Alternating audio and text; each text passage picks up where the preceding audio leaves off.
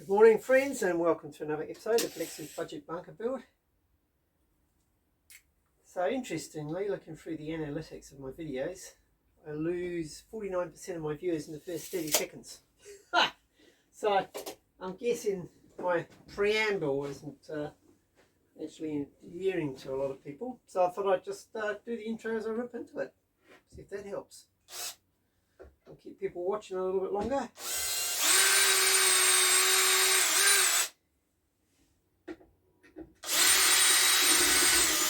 What I'm doing here, you recall from last week, this is my jig for cutting up the rebar, and I now need to cut another 20 lengths, but they need to be a bit shorter, so I'm going to cut them at 500 mil. So I'm just going to move this piece up here, up the stop, and yeah, reset that, and then we'll rip into it.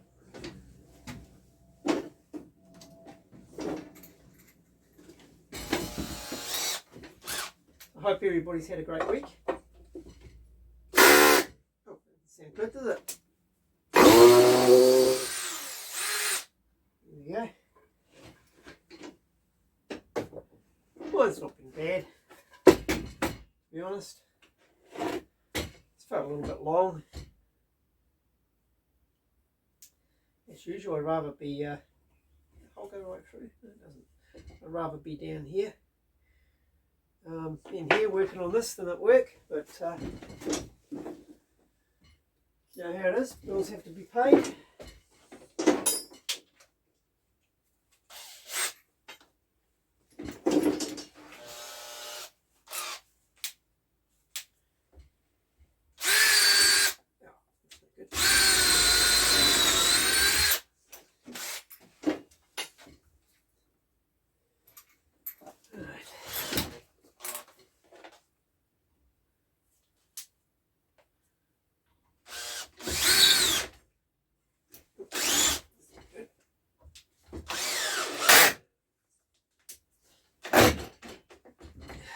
Beautiful.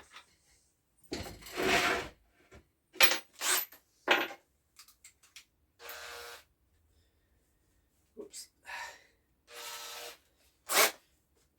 Get that out of hammer mode, because I'll be getting comments.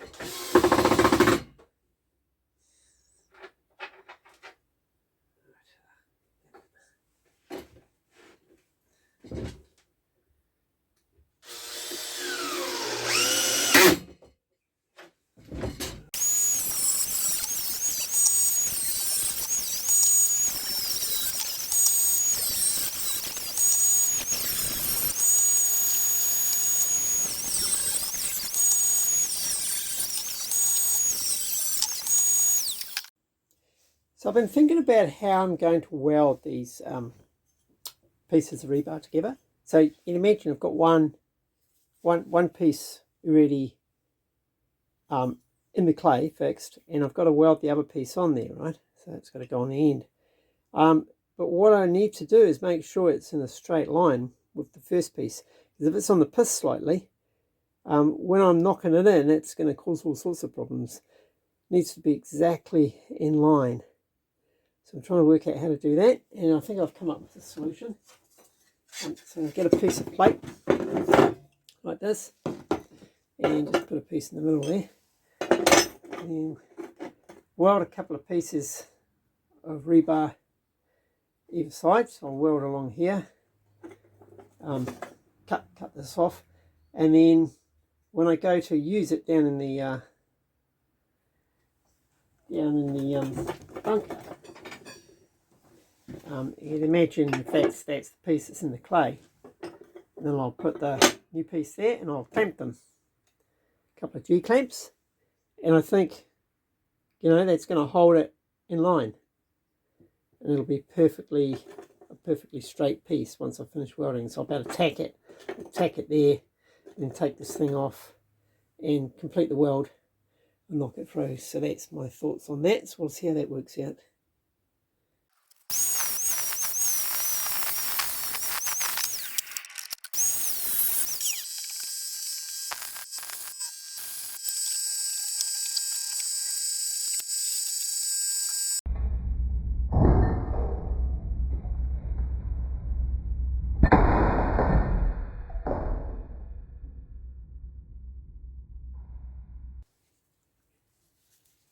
got to get this just right, because I don't want it, obviously don't want it loose, obviously it won't do the job of lining the pieces up, but then if it's too tight I won't be able to get the pieces of rebar into it, so into the former. I think that's about just about right.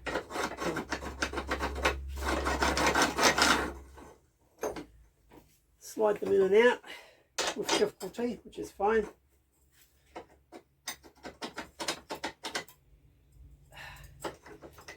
That end's a bit tight.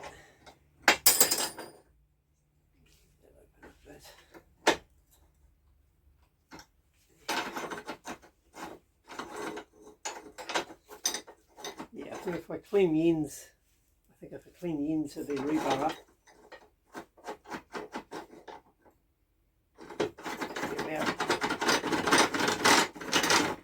just about right.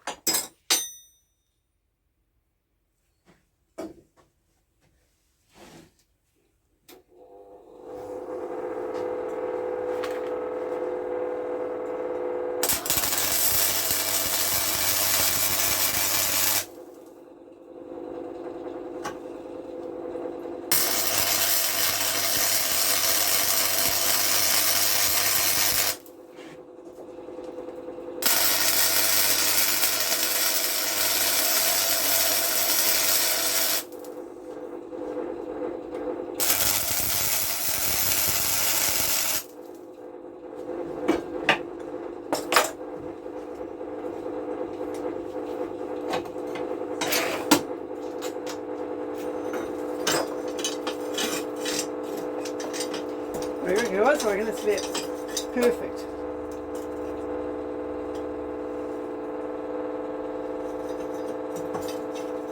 What? Proof will be in the pudding, as they say, when I get it down into the bunker shaft. Okay, so I'm getting close to being ready to go down into the bunker shaft and weld on this next layer of rebar. But as I mentioned, that hole's getting quite deep now, and yeah, the fumes from the welding are quite toxic, so I need to think about some sort of extraction system. Eventually, you know, I'm going to get some decent fans and ducting and all the rest of it, but I'm not quite ready to install that just yet. And so I'm going to knock up a temporary extractor. So this piece of pipe here, this actually was our old range hood from our old range hood in the kitchen. Can you believe this is in the kitchen? It didn't look quite this bad, but it was pretty bad actually when we ripped it out. But anyway, there's a spider in there. Come on, get out here, mate. I'm going to be doing some welding. Yeah, so I saved this rusty old bit of pipe. You know, I don't know how many times I've almost thrown it out, but today it gets used. And this is an old ceiling extractor out of the bathroom. I did that up, put a nice new fan and heat lamp combo in there, which is absolute luxury, and I kept this whole thing. It's pretty noisy. It was pretty noisy, but hey, I think it'll do the job. So my thoughts are, it doesn't quite fit in there, so I think I'll cut some slots and open this up a bit, mount this in there with the wiring, and then some sort of temporary mounting system, and then I'll just have this down where I'm welding, just sucking the fumes out and blowing them out the top of the hole, and I think that'll do the job. I'll give it a go. If it's not adequate, then I'll look for another solution. But I think this will do it. This is going to get the bulk of the fumes out of the hole, hopefully. So let's rip into this job.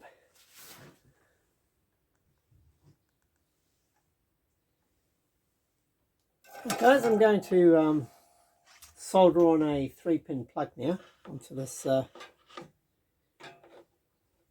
fan.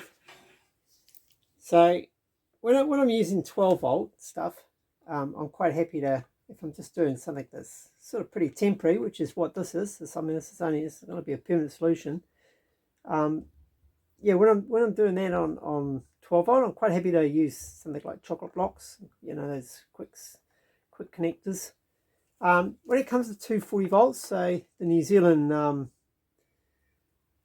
electrical system is 240 volts at I think 60 hertz, and you get an electric shock from that, and it can kill you quite easily. I've had some 240 volt shocks. They obviously didn't kill me, but they're very uncomfortable, the ones I had. And I sort of adhere to a principle. Not everybody buys into this, but I used to dabbled around with professional wrestling for a while. I can't say I was ever particularly good at it. I was more of a NPC than the main character. But it was fun, a lot of fun actually. But I did pick up some injuries. But a lot of wrestlers adhere to the principle, they call it a bump count. So what they're referring to is if you're doing dangerous maneuvers, there's like a count where you're going to get away with it for so many times. And then eventually you're going to do it one too many times, and it's going to be a career-ending move that might leave you with permanent injuries. And so what they do, they try and avoid doing that move unnecessarily, so they wouldn't want to do it, wouldn't really want to do it in practice too much, in training. They'd want to save it for when they're actually in front of an audience, figuring that, why use up the bump count unnecessarily. So not everybody adhere to that. I think sometimes it's used as an excuse not to train. But, certainly with very high risk moves, I think, they had a point, right? If you do some high risk move 20 times in training, you do that every week, eventually you're going to mess it up. Whereas you might only do that move 20 times in your whole career. If it's a finisher move, that sort of thing. So this might sound a bit rambling, but I think the same sort of thing applies to this sort of thing. So you take shortcuts and you take risks, and you get away with it most times.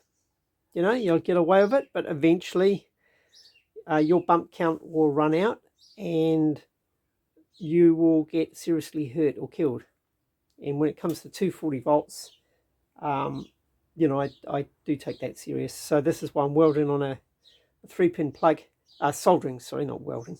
So I'm soldering the wires on rather than using the quick and dirty connectors, insulating it properly.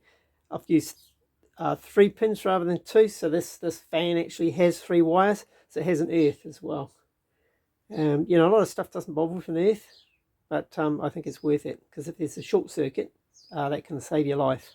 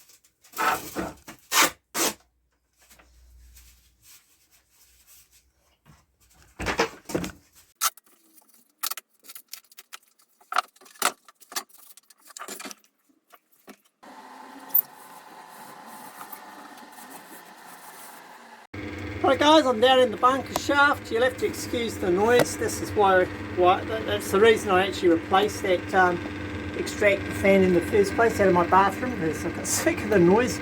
But you see I've got that hooked up now, so I'm hoping that'll lift the majority of the fumes out. And I've got the welder down here all ready to go, so let's get things set up.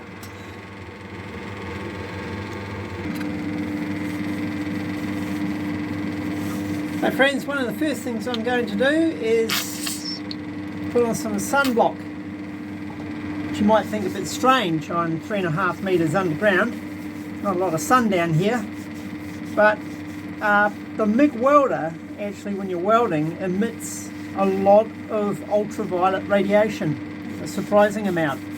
And anybody that's done a lot and got the welding sunburn will know it's extremely painful. It's a particularly deep sort of a burn. It's like sunburn on steroids. You really don't want to experience that. So I could cover my arms up, but it's pretty warm down here, so put a sunblock, do the job.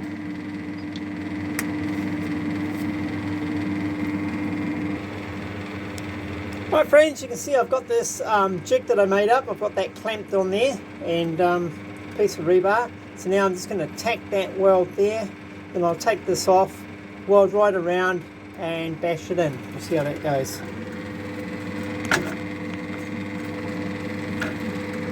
And try not to drop the camera in the half full sump.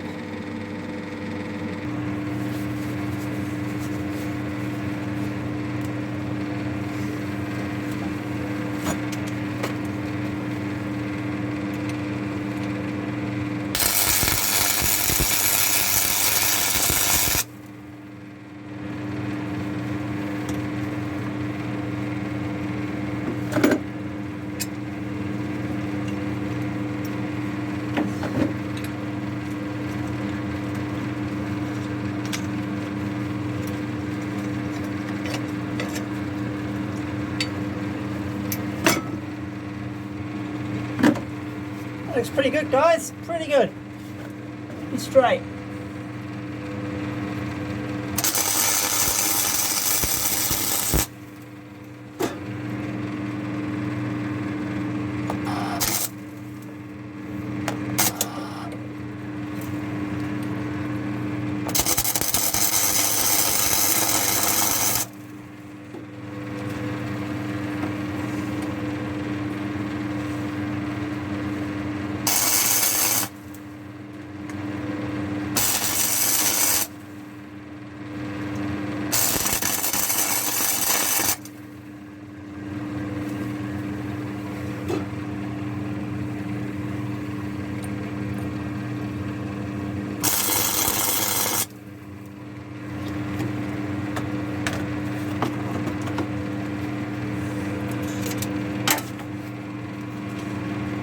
Right, looking at that, I think I'm going to have to give it a little grind. It's a little bit of a slump underneath, and I don't think that's going to go through that hole. I'll go and grab the old angle grinder, but that, I sort of expected that might happen. The thing is, I do have to give these a good weld, because I don't want, obviously later on they're going to be holding up some of the load, and I don't want them breaking. But the way I plan to do the tunnelling, you know, it's not like I'm going to be sitting underneath this join, depending on it too much. There'll be shoring up there by the time I'm at that stage.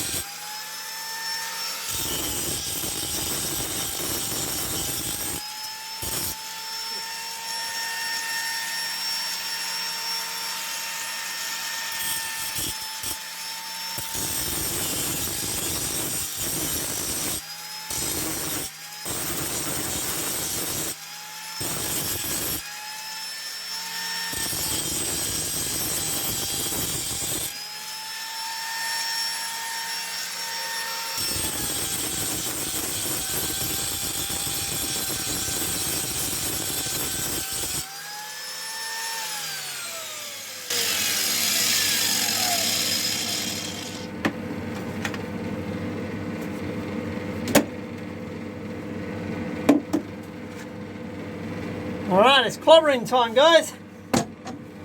And I brought the big hammer down, the sledgehammer. It's got a bit more weight, a bit more length.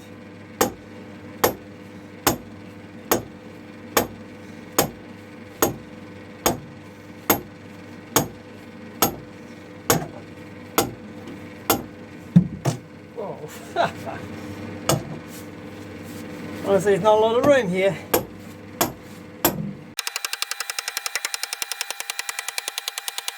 I might leave that out a little bit so I know which ones I've done. Just see me forgetting otherwise. I'm just going to clean that end up a little bit to make it better for when I weld the next section on.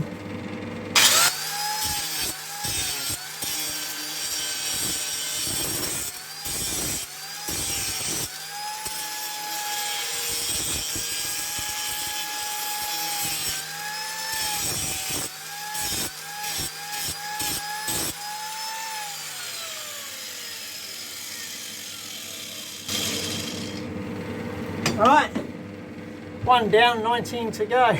Oh, that's going to be a slog. Those are some of the most challenging working conditions I've had. A tiny little room, it's still a bit stinky down here with even the extractor fan, it's not quite getting it all out. And we do this for fun. And again, I apologise for the sound quality. I know that's been a criticism of some of my videos. In this instance, I'm sure you appreciate it's a bit unavoidable. If it's too bad when I edit, I might do a voiceover, we'll see. Anyway, I'm going to carry on with these and I'll bring you back a little bit later because it's pretty much rinse and repeat now for the next few hours.